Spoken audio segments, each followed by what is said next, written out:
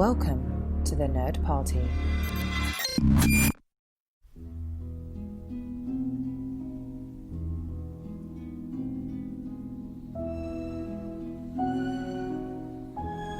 Hello and welcome to another episode of Missing Frames. This is the podcast where we watch all the movies we should have seen by this point in our lives. I'm your host, Shawn Eastridge. We are hanging out over on the Nerd Party Network, collection of podcasts dedicated to giving you commentary on all things nerdy. So check it out at thenerdparty.com. You can follow us on Twitter at Join Nerd Party and like the Facebook page, which is just the Nerd Party.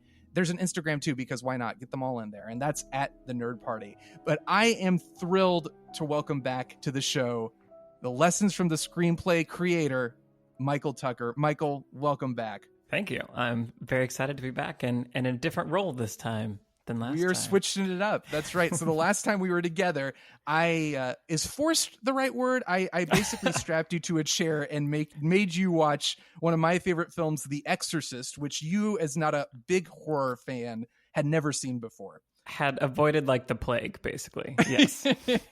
And I thought it went pretty well. It went all right. But, you know, this time around, I decided it might be a little better to switch the tables and give you the opportunity to do the introducing. So which film are we going to be watching today, Michael? So today we're going to be watching The Curious Case of Benjamin Button, which is one of David Fincher's films. And I've spoken before about how much I love David Fincher. And this is a film that people have opinions about and have these kind of like preconceived notions with. And there's just a lot of interesting feelings surrounding this film. And so I thought this would be a fun opportunity to talk about some of that and then kind of see, I want to know from you what you know about it or what you think about it already going into it. And then, of course, after you watch it, I'm really excited to hear your thoughts on it. Oh, right, because we were trying to pick a movie. We were just going down a list of like, oh, have you seen this? Have you seen that? And it was tough. And you'd mentioned David Fincher, and I was like, oh, I've seen all of David Fincher's movies. I know, and which bummed me out because I know you love him so much. And then I realized it just like all of a sudden occurred to me. I was like, wait, I never saw Benjamin Button. I'd seen bits and pieces of it, but kind of like in a situation where I think I was at school and it was like someone put it on and I was walking in and out of the room and I wasn't really paying attention. But it is, I think, the only David Fincher film I haven't seen. And it's interesting because I've never felt a strong desire to see it. I mean, I'm a big David Fincher fan, but like you mentioned, Benjamin Button is almost a bit of an outlier in his filmography. Like it never felt like one as a Fincher fan that people were like, oh my God, that's the one you need to see. So like, that's the one that you have, like there's so many great movies and nobody's really going to bat for this one. But do you remember when you first saw it and like in general, when you became a Fincher fan? Yeah. So I think I kind of became conscious of the fact that I was a Fincher fan in high school, or not, like kind of right after high school, I guess. So early college, it's like 2006-ish, I think, because I'd seen Fight Club and then I saw Seven once I got to college and like realized that I'd seen Panic Room and kind of was starting to put together like, oh, these are all done by the same director. And once I became conscious of that, then I went and like watched more of his films and watched them over and over again and realized that I just loved his style and his editing and all these things.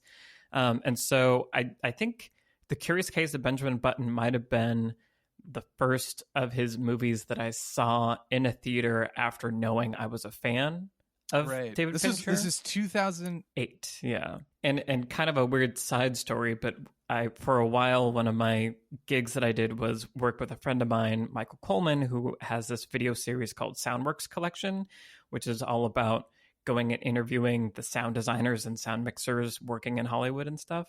And we had interviewed Ren Kleiss, who's the sound designer for basically all of David Fincher's films. And so we got to hear him talk about the process of making Benjamin Button. And so there's kind of this so like cool insider scoop that I was getting for the first time that made me excited about it. So yeah, so I think I saw it in theaters with a group of friends. I liked it. I don't think I was like crazy about it, but I really enjoyed it. And I feel like the more I watched it, the more I liked it. But there was this kind of other thing happening where the conversation, whenever Benjamin Button would be brought up amongst like filmmakers and people, there became a running gag of like, oh yeah, it's the bad Fincher film, or like the one that people don't like. And when you're talking about a filmography that includes Alien 3, which is a movie that Fincher himself has very strongly disowned, I think it's a little unfair to call Benjamin Button the bad Fincher movie when that one exists. Right. And it's one of those things where I'm not going to say that it's a perfect movie by any means, but it's that dissonance that can happen sometimes when you walk out of a theater and it feels like everybody else watched a different movie than you did. Right. And so like it feels like people weirdly like have a strong dislike of this movie that I don't understand, because I also like really like this movie and I think there's a lot of really interesting things in it, and it is an outlier in his filmography, and maybe that's partially what draws me to it. It's I think a different side of Fincher that we basically never get to see in any of his other work. Sure. He almost kind of ran away from it after the I feel like, because the critical reception was like positive but lukewarm. It wasn't people weren't embracing this movie like they had with other stuff. And just to speak to your experience, I feel like David Fincher is one of those filmmakers that, especially when you're in your late teens, early 20s, it's like, yes, that dude is awesome. So you're watching movies. Like for me personally, I think I kind of watched his movies in order because I was a big Alien fan. So Alien 3 was the first one I saw, unfortunately. But then I'd seen 7 and Fight Club right around that time. So a lot of these films, and it was right around the time I was going to film school. So it was definitely the perfect storm of, this is a guy you want to pay attention to and you want to study what he's doing because it's so amazing and it's just technically unlike anything else I've seen.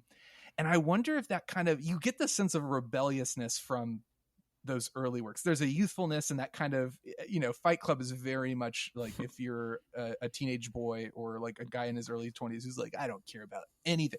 Like that's your movie. And part of me wonders if the thing with Benjamin Button is, and I mean, this is kind of why I haven't run out and watched it. Eric Roth wrote the screenplay, and Eric Roth is known for Forrest Gump. That was his big thing. And we all know now the conversation isn't so much we all love Forrest Gump. Now it's you either love it or you hate it. You hate it. And I don't hate it. But I think in the years since I first saw Forrest Gump, that kind of almost sickly, sweet, saccharine vibe definitely wears on me. Mm-hmm. And knowing Eric Roth, knowing the other work he's done, I think he did the adaptation of Extremely Loud and Incredibly Close. Yes. Which I never saw. I read the book, but just based on what I'd heard, also kind of fell into that bucket of like, this is a little too sappy. So I wonder if, and Fincher's just kind of running away from this kind of movie almost suggests as much, but I wonder if it just became like, because Fincher's so cool and because his movies are so cool, it became cool to beat up on this movie because of the fact that it kind of is a little sweeter. It's a little more sappy. Like I said, that's kind of why I've avoided it. It's why I'm curious to see if I enjoy it, but also I think that's why a lot of people are very quick to dismiss because it was a little bit more, it wore its heart on its sleeve. Do you think that's somewhat accurate? That totally sounds plausible to me. I mean, yeah, it's I appreciate hearing that because, again, I'm sort of like, I don't get it. I don't get why people don't. So, yeah, I think that makes sense. And I definitely remember there being a lot of comparisons. There's even like a video going around of like Benjamin Button versus Forrest Gump and how it's like the same movie, basically, and like hits the same beats and all these things. Are you a Forrest Gump fan? I haven't seen it in a long time, but I loved it when I was younger. And so it's one of those movies that I kind of have filed in the maybe don't watch it again, just remember your happy memories of it, because maybe you won't love it as much now. Yeah, probably a good idea. But I just wonder, I think it's one of these things where I think the stereotypical Fincher fan is like a dude who thinks he's so badass and thinks he's like so cool that you don't. Benjamin Button is exactly the kind of film that's the antithesis of what they think Fincher should stand for, which I think, if you're talking to that particular group who are in general the most passionate Fincher fans, it would make sense that they would be very dismissive of this. Yeah, which is kind of funny to me because I think as a huge Fincher fan, I think it's always exciting to see directors try out different genres and see if, they can do other things. And so it is like one of the films that isn't about like a murder mystery, right? Like Fincher's thing is always this kind of like thriller, mystery, like momentum stuff. And it's kind of like Social Network and Curious Case of Benjamin Button are kind of the only two that are outside of that wheelhouse. Yeah, that's true. And both made back to back too. Yeah, and so I think it's interesting because I think it's really cool to see him do Social Network, which is this totally different kind of Aaron Sorkin people in rooms talking and how he applies his style to that.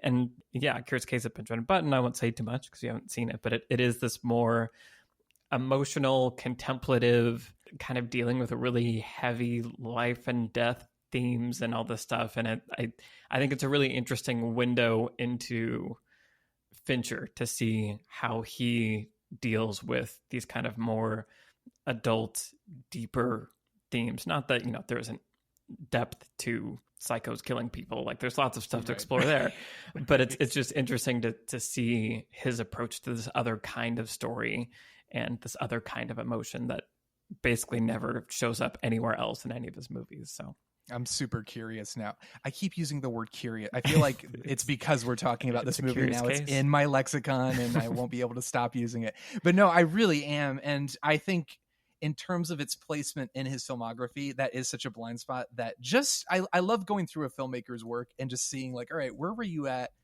in your life at this point, at that point? What made you decide to do this? So that to me is what's most exciting about going back and watching this.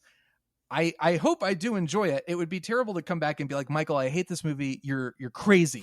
You're crazy, which I would never do, by the way. But I do. I expect to enjoy it. I don't know if I'll love it, but I am glad to be checking it off the list of films. Like, I mean, I feel like I do need to see this and I need to knock it out because otherwise, am I a real Fincher fan? No. No, I don't think I am. And there's always like beautiful technical things to appreciate also. So I hope if nothing else, you at least enjoy that experience. Right. The effects in this movie, I know in particular, are very, very, I've seen bits and pieces and I don't remember if they won for special effects, but I feel like there was something But I mean, especially for 2008, they're pretty incredible visual effects. Yeah. I don't know. Should I try to guess what this movie is about? I pretty much know what it's about. I've seen enough of it to know. Yeah, I am curious. Like, what is your image of it going into? So here's what I do know. So I know obviously he ages backwards. So he's an old man as an infant, and then as he kind of gets older and older, he appears younger and younger. But I know there's a romance with Cate Blanchett. And I wonder if there are kind of like with Forrest Gump, he like interacts with big historical events, hopefully in a way that's a little less goofy than like Forrest Gump meeting the president and things like that and being like, I have to go to the bathroom. But I imagine history kind of plays a part in it, and which would make sense, especially since the film seems very interested in time and how time changes us. But I think to me, the key thing that will make it interesting is if they can get that relationship between Brad Pitt and Cate Blanchett to work. I think that will be probably the thing that will connect me to this film. So if that works, then I think even if I don't love the whole thing, I will at least be accepting, and I'll maybe not embrace it, but I will give it just a nice tap on the shoulder or like, something like that. Yeah. But yeah, I think we're good to go. I say let's get to it, and we will come back to discuss what we thought, or what I thought. We already know what you thought.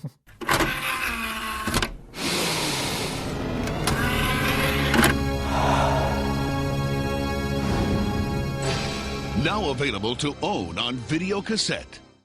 All right, Missing Framers, it's giveaway time. That's right. We're celebrating the release of the Alfred Hitchcock collection from Universal Pictures Home Entertainment, which, by the way, is now available in a beautiful 4K Ultra HD combo pack. What's not to love about that? And guess what? We, as in me, I've got 5 digital copies of Psycho that I want you to have, and it's just in time for Halloween. You see, we love you so much. So you're probably in the know about this set already, but in case you're not, Don't worry, I've got all the details for you. This essential collection includes 4 iconic films from the acclaimed director's illustrious career. So you've got Rear Window, Vertigo, Psycho, The Birds, and not only that, now you have them in 4K. That's all you've ever wanted out of life. That means you get to see the likes of James Stewart, Grace Kelly, Anthony Perkins, Janet Leigh, Tippi Hedren, Kim Novak, Rod Taylor in 4K. What more can anyone ask? The set even includes the original, never-released, uncut version of Psycho, along with hours of bonus features such as documentaries, expert commentaries, interviews, screen tests, and so much more. So now, okay, yes, I get it. Let's get on to the giveaway. How do I get my digital version of Psycho? Well, it's easy. What you want to do is head over to Apple Podcasts, which you may be listening to this on Apple Podcasts already. So you've already completed the first step. So head over there and then write a review for Missing Frames. Once your review is published, take a screenshot and send it over to @JoinNerdParty on Twitter. You can DM us, or we'll have a tweet that you can reply to pinned to the top of our page. Hey, you can also, between you and me, you can shoot me an email. And my email is Shawn Dorman, that's SHAWNDORMAN @thenerdparty.com. Shawn Dorman @thenerdparty.com. See, I told you I love you. I'm giving you my email address. So make sure you have that screenshot in the email as an attachment, or you send the screenshot of your review to @JoinNerdParty. So what we'll do is we will select 5 lucky winners at random, and we'll inform them via email or DM by Friday, October 2nd. So you've got a little bit of time to make this happen. There's no excuses not to. So best of luck. And remember, we all go a little mad sometimes. And we're back. Michael, I was pleasantly surprised by Curious Case of Benjamin Button. I really enjoyed it. Like, Excellent. Genuinely enjoyed it. I went into it, we talked about it. I was not expecting to be as engaged. And then I forgot how long it was. So I pulled up the movie, Right, looked at it. It was long. like 2 hours and 45 minutes. And just thinking of it in terms of what we discussed, like Eric Roth, Forrest Gump, Sappy, Saccharin. I was like, can I handle this? No, I think Fincher being involved with this film really pulled it out of that almost potentially Nicholas Sparks-esque territory. You get the sense that every big moment or any moment that threatens to kind of go overboard into that realm, that Fincher is like, no. He's reining it back in with just his kind of cynical, pessimistic filmmaking perspective. But the film doesn't feel pessimistic. It's just, I think, because he kind of strikes me as more of a cynic at heart, he's able to keep it from going overboard, and I appreciated that. And as a result, I found the film, while not perfect and not his best film, very effective and incredibly moving. I have like happiness chills happening right now, because that's really cool, because that's exactly how I feel about it, and it's truly cathartic in this moment to like have found another human being that had that reaction. This is great. Yeah. Because it's one of those things where I think what we discussed is true. Fincher is just, a lot of his films have this kind of tough guy mentality where I think you feel really cool when you watch Fincher films. And this is definitely a step out of his realm. It's a little sweeter. It's more of a love story. And it's a bit more focused on these smaller human moments. And I was watching some interviews with him, and he kind of joked when he expressed interest to the studios about directing this film. They were kind of like, what's in it for you? There isn't really a body count per se. I mean, well, technically, I guess there is a body count, but not in the way that Fincher is used to capturing. But I think it was one of those things where I think it's almost a gift and a curse that this is part of Fincher's filmography. You have to put it up against the weight of films like Fight Club or Seven or The Social Network or Zodiac. And it's almost a little unfair because it does sort of fit in there while feeling a little bit of its own ilk. It still fits. And I haven't seen Zodiac in years, so I don't know exactly thematically what that bridge looks like between having Curious Case of Benjamin Button between Zodiac and Social Network. but it does feel like you see how the digital technology at least led to some of the things they were able to pull off in Social Network. Yeah, I mean, so I think there's just a lot of really interesting things to talk about with it. And like you're saying, it being a Fincher film is where I think all those interesting things come from, because Fincher does have this more, as you were saying, cynical, kind of like removed like perspective in his filmmaking, where the camera, is, he kind of talks about it as this sort of omniscient, impartial observer of things that's just kind of going where it needs to go. And I think that combination of that sort of more cynical, removed approach to storytelling and a very vulnerable, emotional story, like for some reason that combination really works for me. So on Beyond the Screenplay, we just recorded an episode about Moonrise Kingdom. We were talking about Wes Anderson and kind of Wes Anderson's style and how it kind of holds you at arm's length, like with the way the actors are performing and the filmmaking. It's, it's not a movie where you can get swept away in the emotion. It's very much like you are watching a movie. The actors are going to say the things they're going to say, and maybe you will feel emotion.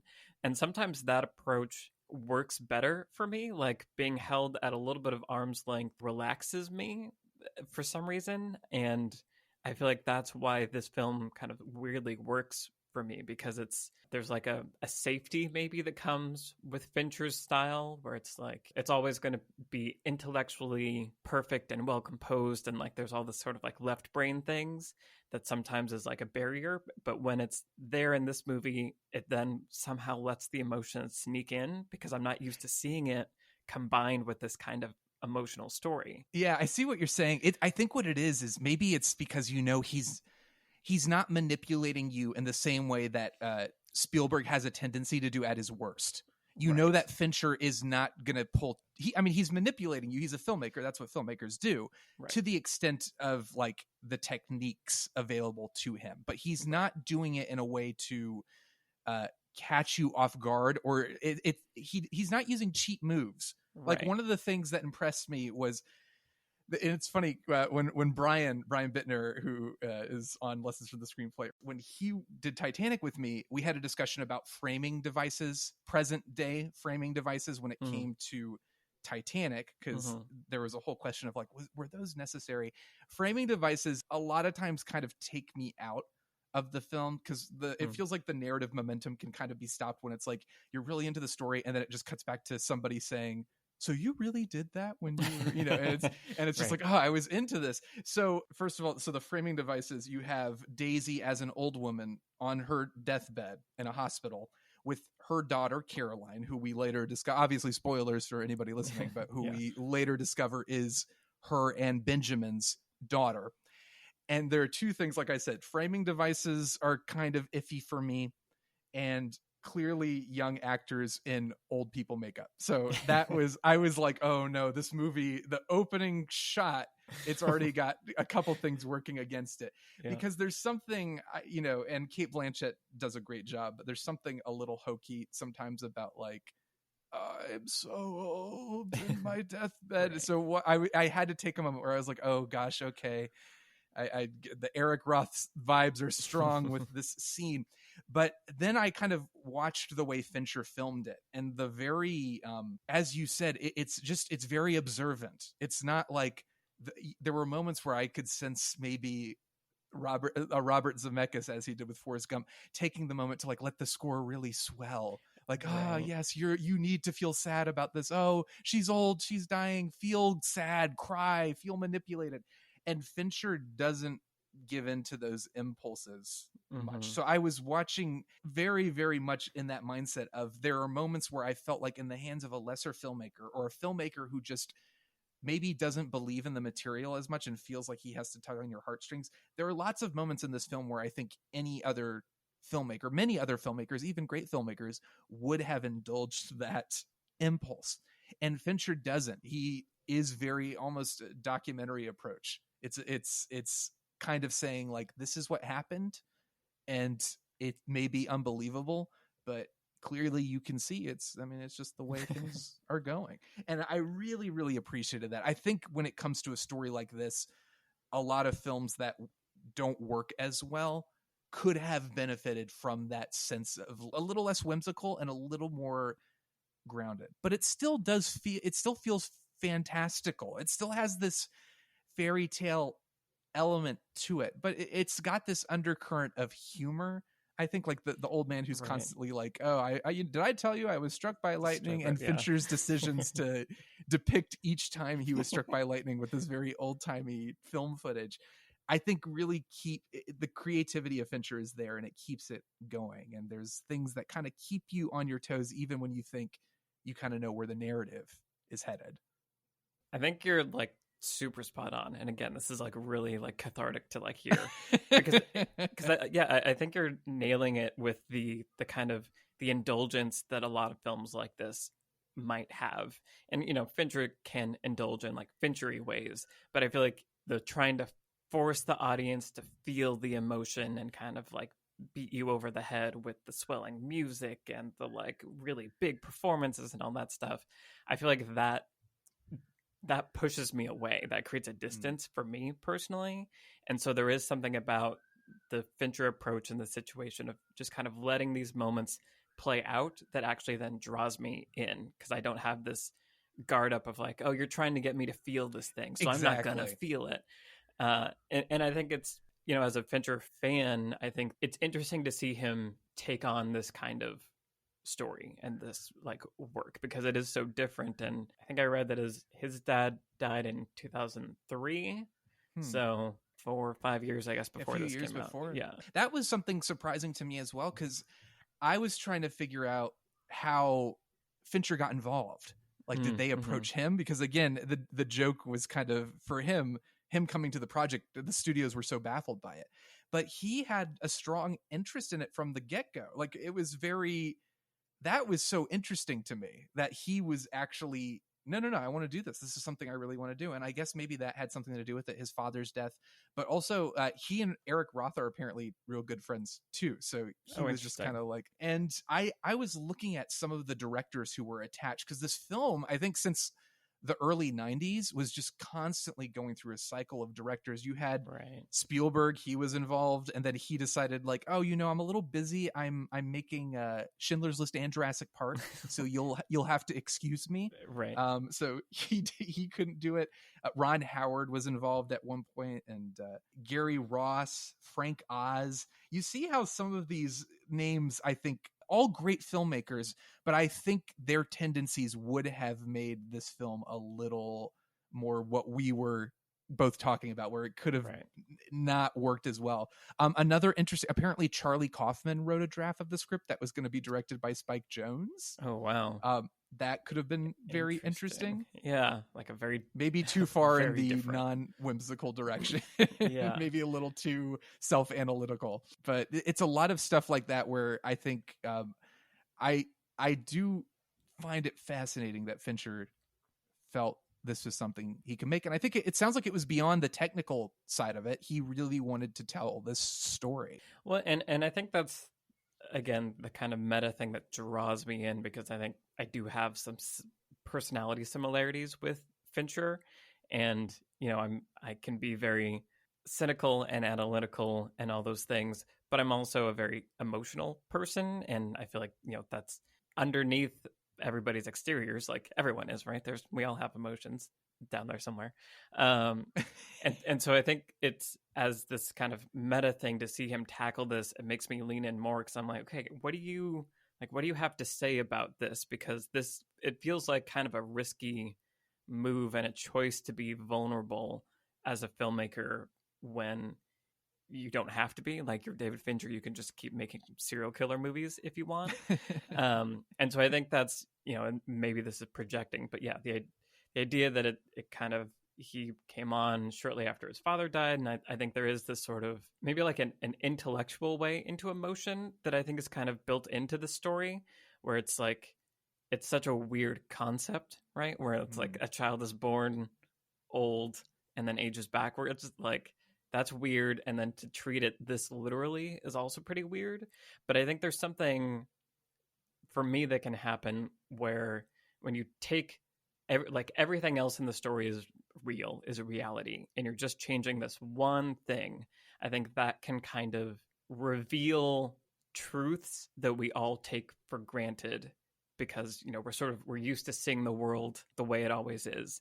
And so if you mess with this one thing, suddenly it kind of makes you recontextualize all these things. And I think that's what I find interesting about this journey that Benjamin Button goes on, is like, it's the same kind of growing up journey, but like his body is changing. And so that's it, you know, it raises all these weird questions of like, you know, he as a really old man has this really quick connection with, you know, the young Kate Blanchett character, Daisy. And so people are like upset at them because it's like, it's inappropriate, but like mentally they're both children. And so it's like, I don't know, I feel like it just kind of raises all these interesting, not even questions, but just it reveals the kind of social constructs that we have built. And I just like that.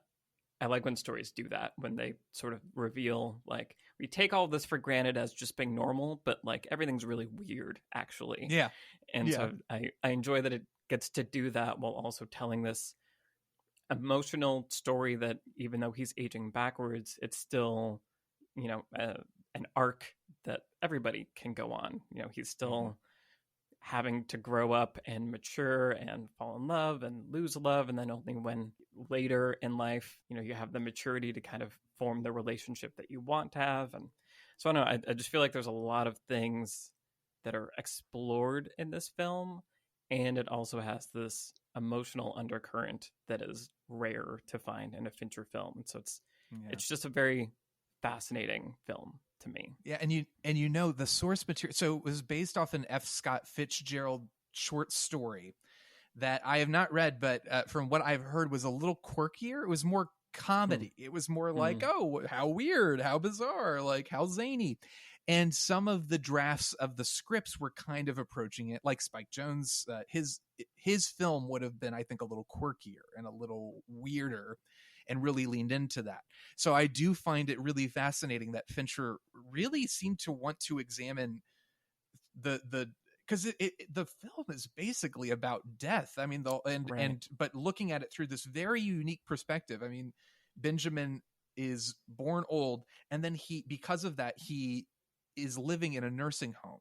And to him, death is almost just like, oh, all right, well, I got to help. You know, there's the scene where his mother, quote unquote, Taraji Henson, which what a pleasant surprise. Mahershala Ali is in this. Like, wow, it's so much fun. It's like, what other movie could have Taraji Henson as Brad Pitt's mother? Like, that's just so fun. Exactly. So, but also speaks to your point about perception. I think the film is very interested in perception and what that looks like, and what does it mean, and how certain things we perceive them in a certain way because we don't look a little closer beneath the surface to see what's really going on.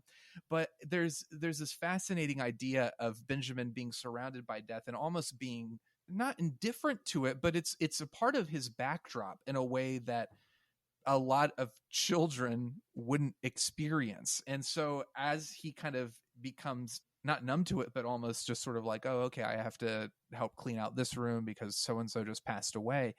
It's a really intriguing, that to me is almost the germ of the idea of this film, is it's like if someone had pitched like, what if you had this kid who was born old and grew up in a nursing home and is just like completely out of the loop in terms of having the genuine emotional connection a young kid discovering death might have.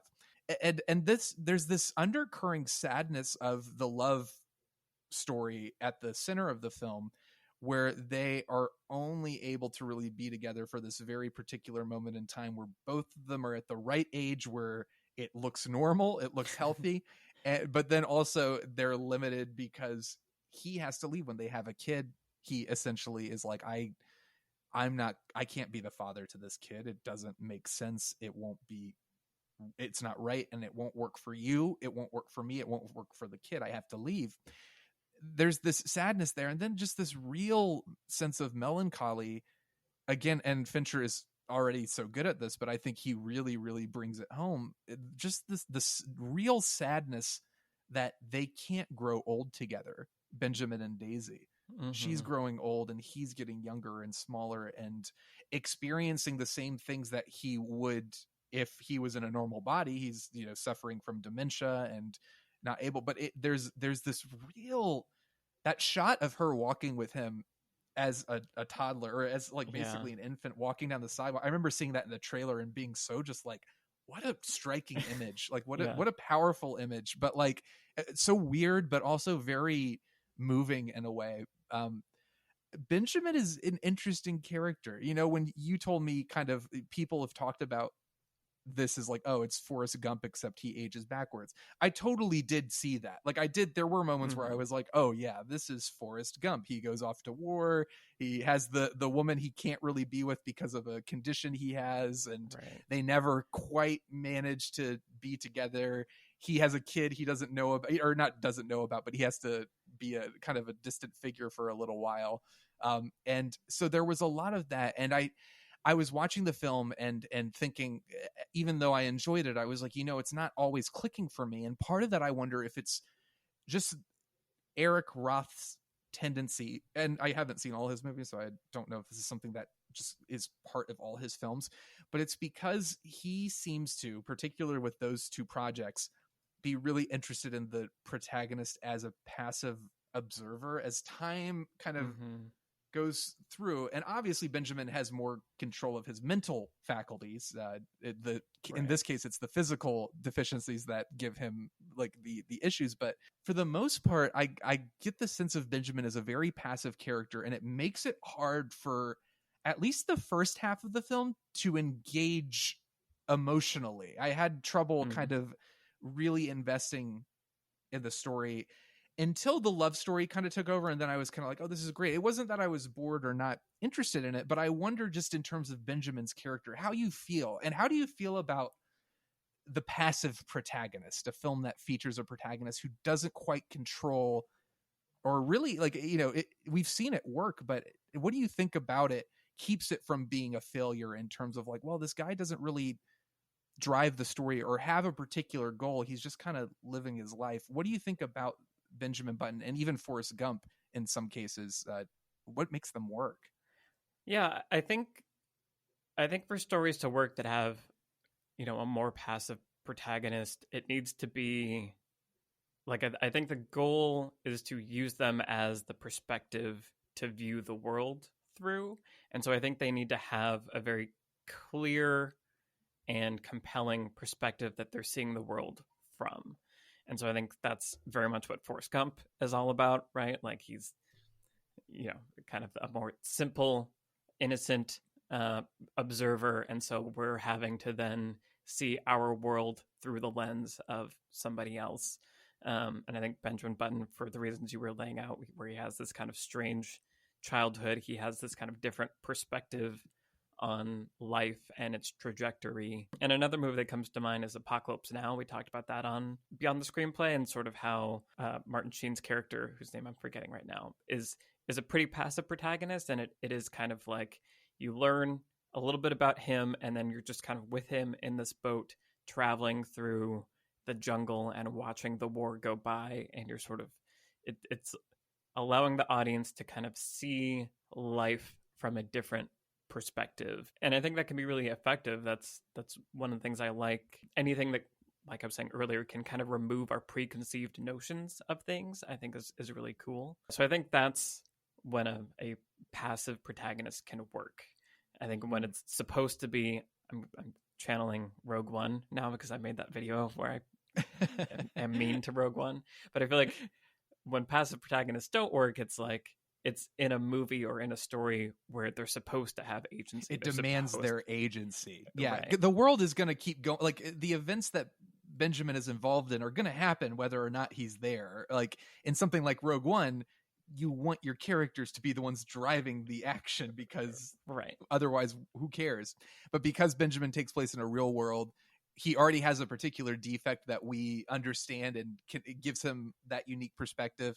And also I think I in the first part of the episode, I predicted, oh, he's probably going to like participate in history in real goofy ways. And he does kind of, not as overtly goofy as Forrest Gump, but he definitely is participating in these very interesting experiences, like his affair with the woman who is crosses, is it the English Channel?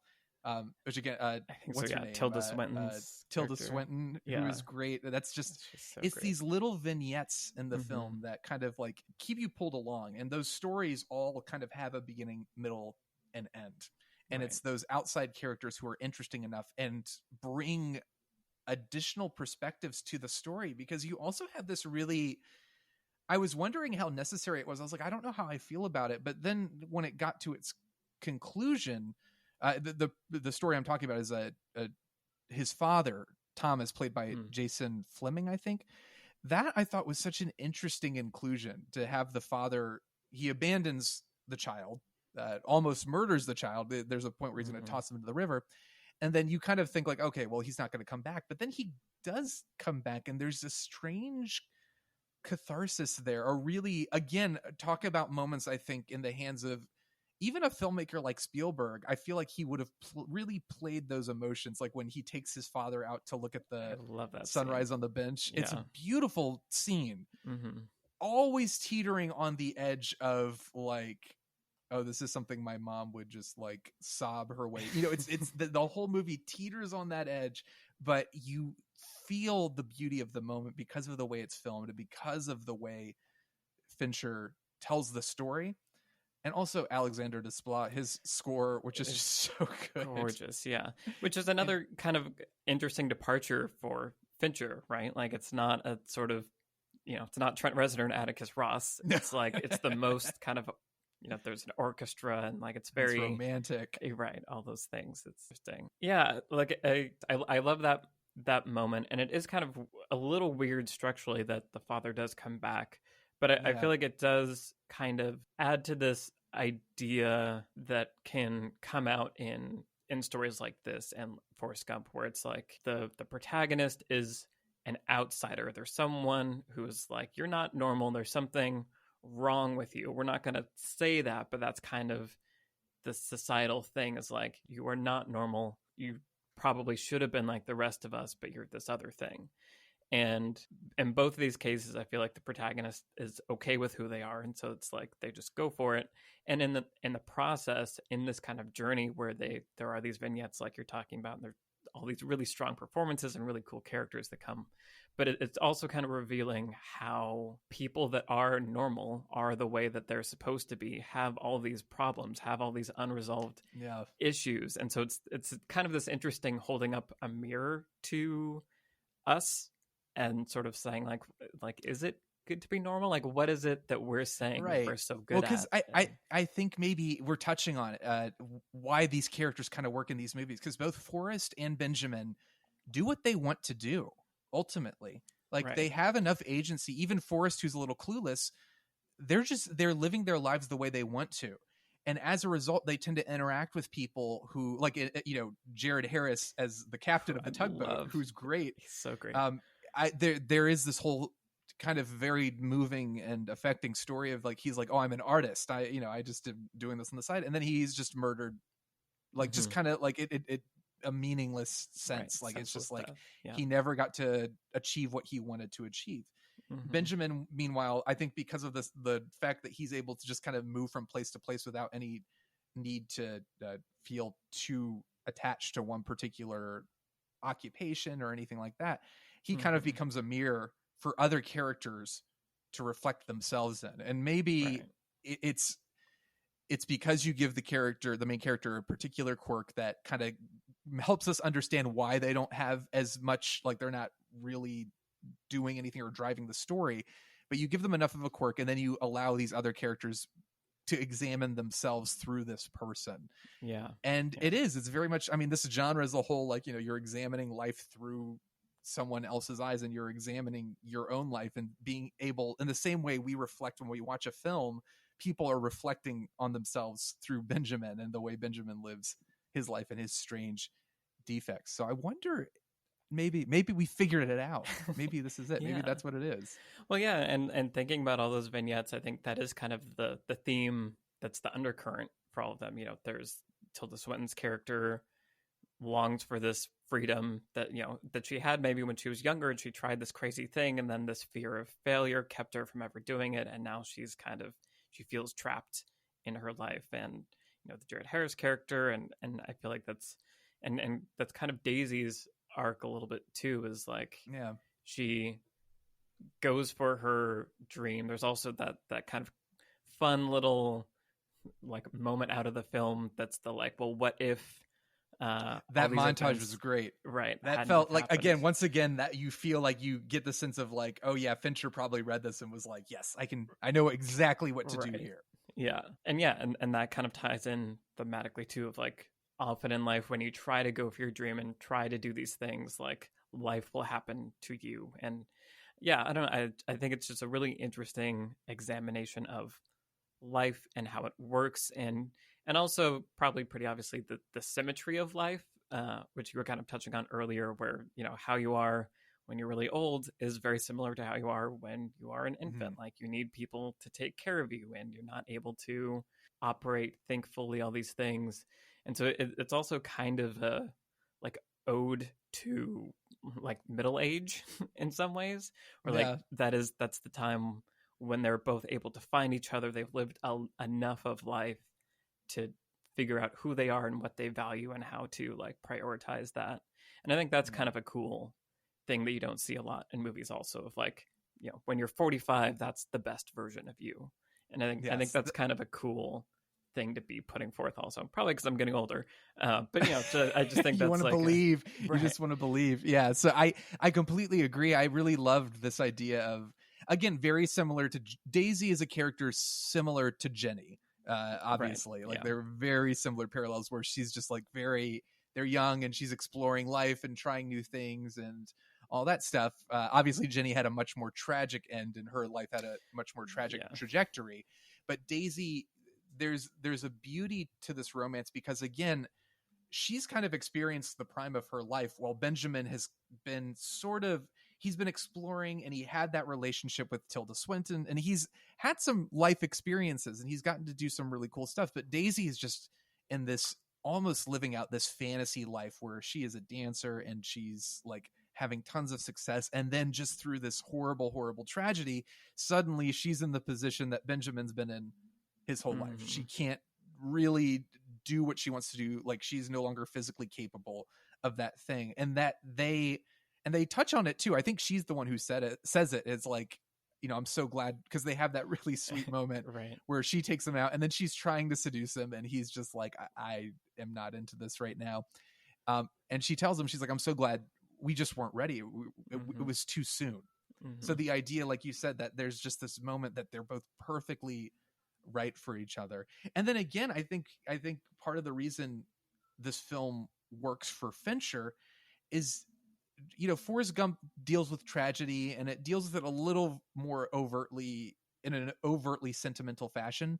Benjamin Button is not very harsh, but it's harsh. I mean, when bad things happen, they happen, and there isn't really a whole lot of like, oh, how sad, oh, like let's, sad music and crying and stuff. It's just very like, these two people had this beautiful relationship. They were married. They were very in love. And then by the circumstances of their lives and just the unique situation they were in, they can't be together, and Benjamin can't be a father to his daughter. So you get the sense of Fincher. Somebody else might have milked that and really hammered home just how sad it is, but Fincher knows it's sad. Like, we get it. The material works. Right. It doesn't need manipulation. You can just portray that. And his kind of clinical filmmaking detachment really, really hits home in a way that's more powerful, I think, than if it had been like really pulling at the heartstrings. For sure. Yeah. Like, I think overall this film's strength is its sense of melancholy, like you said earlier, and that it gives equal weight to the joys of life and the sadness of life. Like, it doesn't try to push one further than the other, or like you're saying, milk it. It is just sort of matter-of-factly saying like, life is unfair, and there will be moments of amazing joy and moments of complete tragedy, but that's just kind of what it is, and we can't escape that. Like, whether you're born young or born old, like everybody has to like go on this journey. And I think that's why I find it so moving, is that it is about like life, just in a very truthful, honest way. And I think that's just really, I don't know, that gets me. I like it a lot. I completely understand. Watching the film, I get it. So something that's interesting to me, Brad Pitt got nominated. And again, the Oscars, they're fun, and it's fun to get caught up in all the hoopla. They're ultimately meaningless, but like, or at least meaningless in terms of like actual quality. We don't look, there are certain years we can look back on over the decade and say like, yeah, that's a film I completely forgot about. All of this to say, Cate Blanchett was not nominated in this film. And which is very, very strange. Or she was not nominated for the film.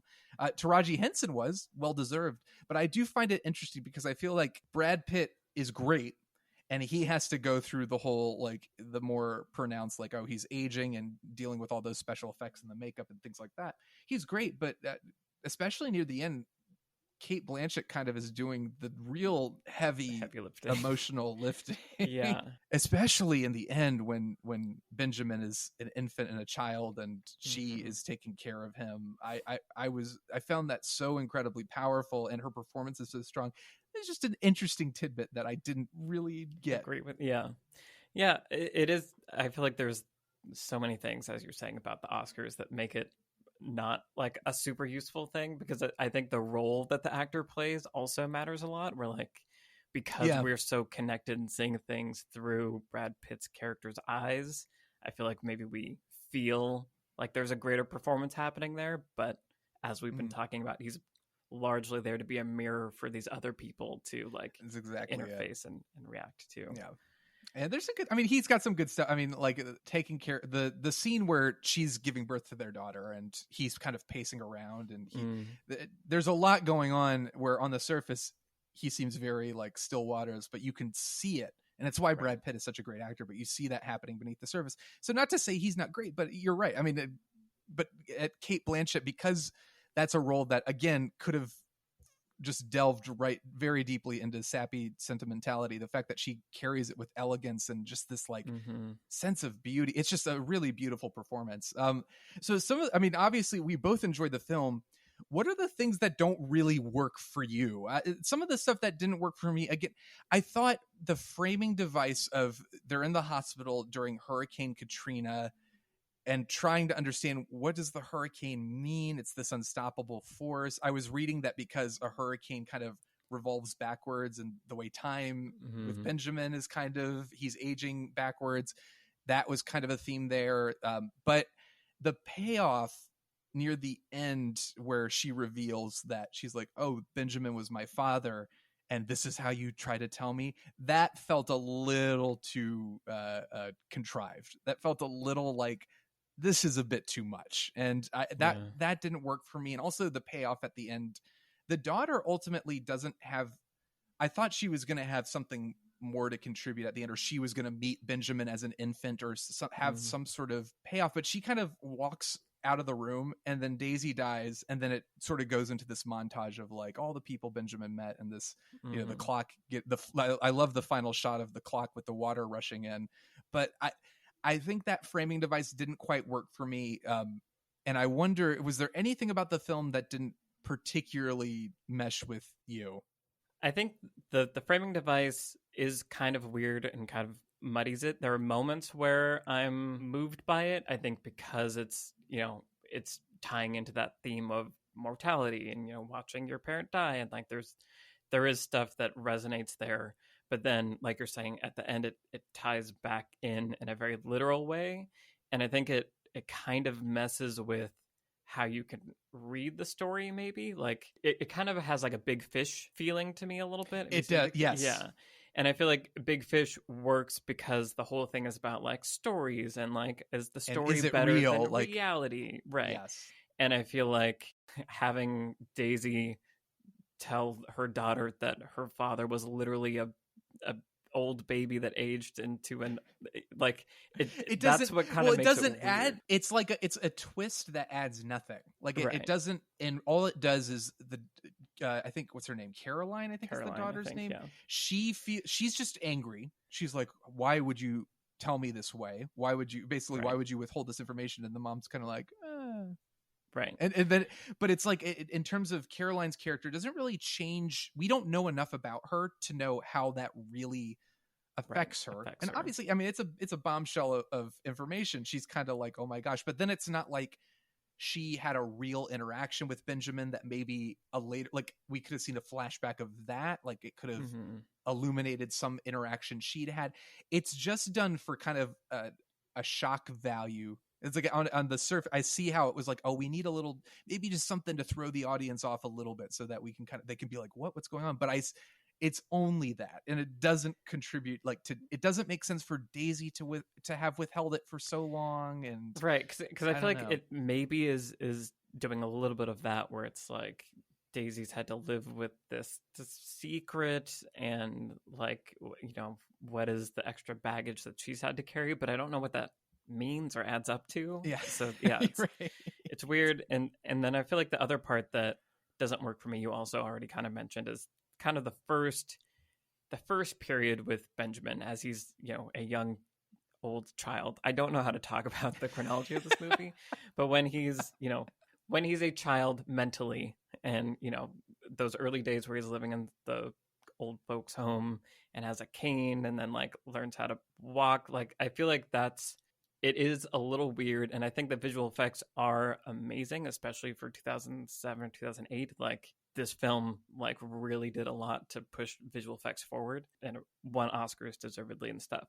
But I do feel like while it's in that a little uncanny area, it's hard to connect with the film.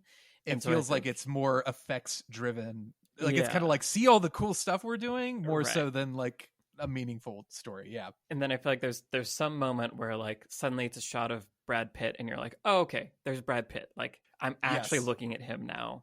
And I feel like that's when I start to. That was, you know, what's funny? That was a bit jarring for me too, just because I was so used to seeing cartoon Brad Pitt that when it was Brad Pitt with old man makeup, it was just kind of like, oh, he's real now. Like the disconnect was so apparent because like you said, the effects are incredible, but they do, like, especially now, you know, in 2020, you can watch them and be like, oh yeah, these are, I see the seams, you know, I can tell it looks animated. So when we switched suddenly, there was a moment where I had to be like, okay, he's real now. And I just have to go with it. Like I wasn't expecting that, but yeah, I think it's played, the first part of the film is played for last. I liked him being prayed over or exorcised or whatever you want to call it at the church. I thought that was just like again, I think in a lesser filmmaker's hands that could have been really, really like goofy and silly, but it's somehow like sweet and funny.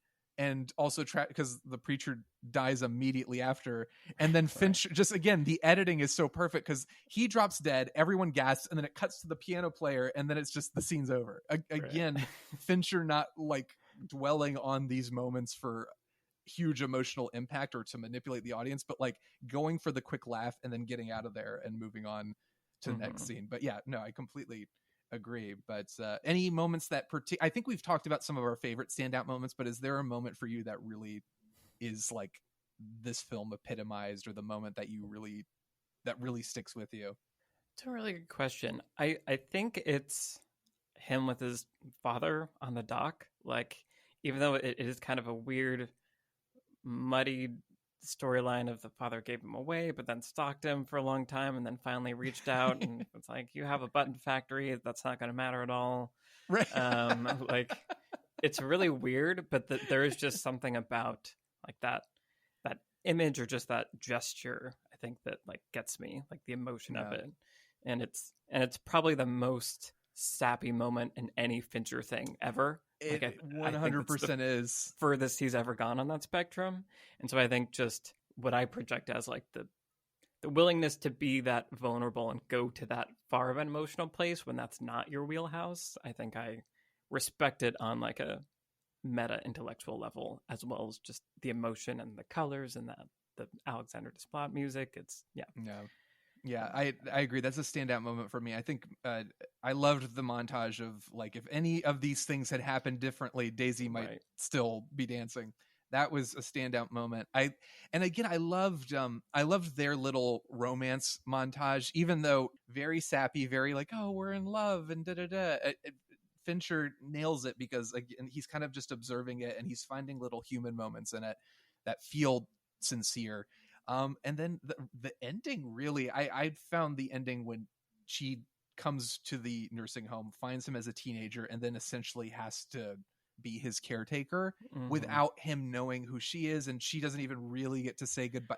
It's a very, very, it separates itself from Forrest Gump because the melancholy is it's so strong that you don't leave the film feeling like, that was so sweet. You kind of are just like, you're thinking a lot about like aging and dying and time and all these very just these ethereal things that you can't, all of us experience, but we have no control over. Right.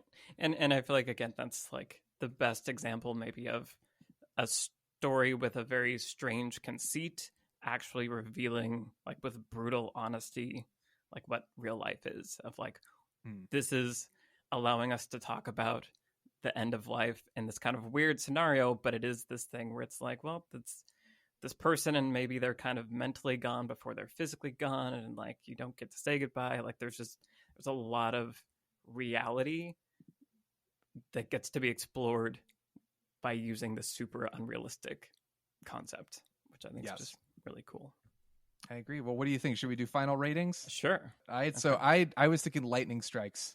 Okay. Lightning strikes. We want to do lightning strikes. So on a scale from 1 to 5 lightning strikes, with 5 being the highest and 1 being the lowest, I think I'll settle for 3.5 because the film is really good. I was very impressed. I did not think I was going to like it, and genuinely impressed. Really do think this is a worthy Fincher film that if people have been putting off just because they were thinking what I was thinking, which is like, oh God, where does this fit? I think it's well worth a watch. Has imperfections, but again, not enough to tear the whole thing down. I didn't love it, but I was really impressed, and I found it very moving. But what about you?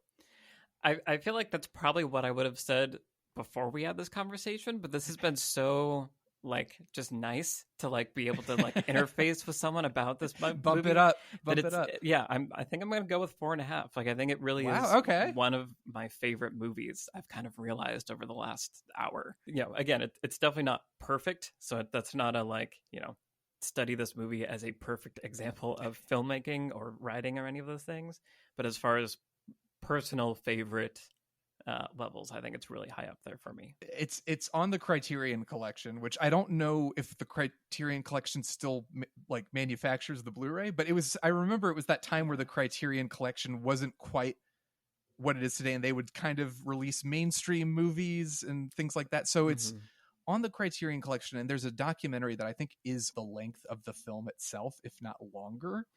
I would love to watch that, learn more about the process of making it, learn more about Fincher's mindset going into it, and then watch it again. Because like you said, there's enough here that I think it's kind of become an unfortunate punchline, maybe not a punchline, but it does feel like it's the movie that people are like, oh yeah, you don't need to see that. I think that's unfortunate, and I think people do owe it to themselves, especially if you're a David Fincher fan, to check it out and just kind of see how a great director, even with like a script that does have issues and is a little bit cloying, how a great director can kind of use their sensibilities to pull it back and bring it into something more emotionally affecting. But I'd love to watch those documentaries and then go back and watch this again maybe in a couple years and see if my perspective shifts at all. If they're the ones that because there are a lot of making of stuff on the Blu-rays and they are really interesting. Fincher is always really good about including making of stuff and like revealing what filmmaking actually looks like. And it's just, if you want to be a filmmaker, it's like must watch stuff, all of the Fincher making of. Michael, thank you again. Thanks for giving me the opportunity to finally see this movie. I appreciate it. Well, and thank you for letting me have this catharsis. You are welcome. And, it's not quite as horrifying as The Exorcist, but someday we'll get back there someday. But Michael, tell the good people at home, you're doing so many amazing things. And I love all the stuff you guys are producing. So please tell the good people at home all about this and where they can find you. Sure. So they can find our YouTube channel, Lessons from the Screenplay. We have our podcast, Beyond the Screenplay, which you can find wherever you get your podcasts. We also are launching a new video series called Story Mode. So you can check that out on Nebula. It's complicated. Go watch some YouTube videos. Watch the ones about gaming. They'll explain it better.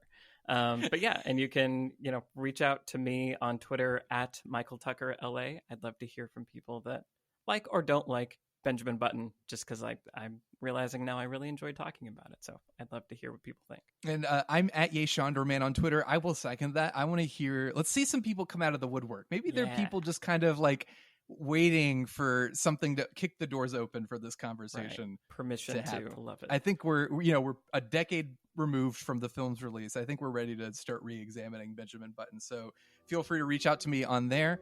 And I'm also on Instagram if you want to chat with me there. And Letterboxd, that's a thing. It's a thing. Go find me on Letterboxd. Right. You can see things I like and movie ratings. Those in theory, are fun, I'm right? on there too. So if you can find me, follow me. In theory. But Michael, thank you again. This has been such a pleasure. And thanks everyone for listening. We will catch you next time.